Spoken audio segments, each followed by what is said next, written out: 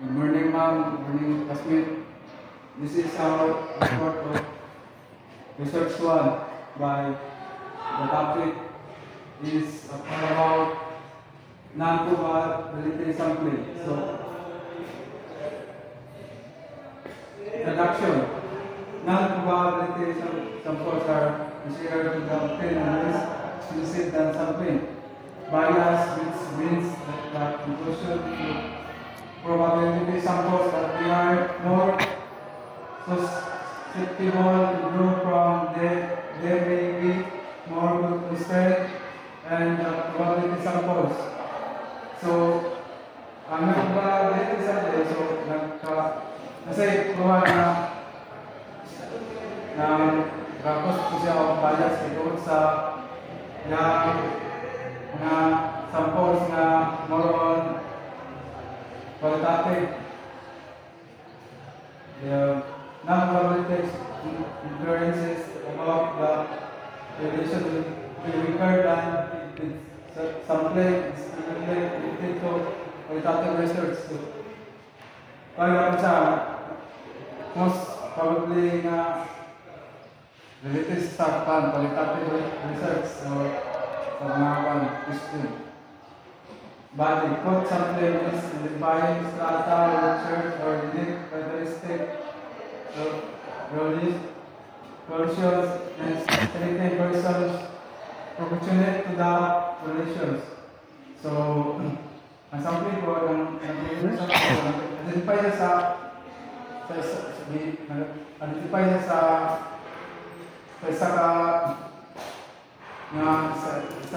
na characteristic sa person nga yang dipili sa community sinasay na yang iselect na may lahat sa characteristic. So proposing some use of sampling techniques and that really rely on the researchers' judgment for selecting persons. The techniques include maximum variations, sampling square, sampling and graphical is sampling. May ang mga kalbari, ang gamit sa pagkuhan, sa gamit sa part na nabilong sa probability sampling. Ang una ay self-selection sampling. Researchers specify required conclusions, criteria, and persons from the population choose to participate or prohibit. So, ang self-selection ko ay ang researchers ay specify sa kanang criteria sa person na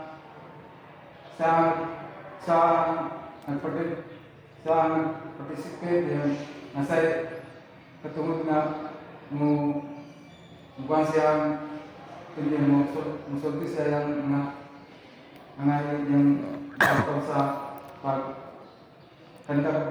pagkandak sa researchers. Yung novel sampling strategies in which 16 participants recruit future participants from others. Strategy often used for hard to recruit positions. So, ang sunod ay ang gamit sa strategy na ang participant na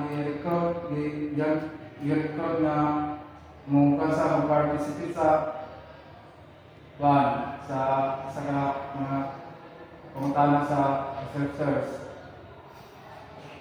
So, mga po yung mga part sa probability sampling. So, inclusions and exclusions criteria. Inclusion criteria comprise the qualities of traits that potential research subjects need to possess to be included in the study. Characteristics that are used to determine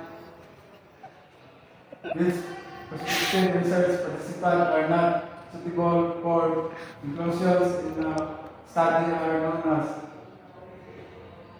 The exclusion characteristic may also include those cause, respond, and withdraw. So, ang inclusion ay comprise sa mga qualities o traits sa potential na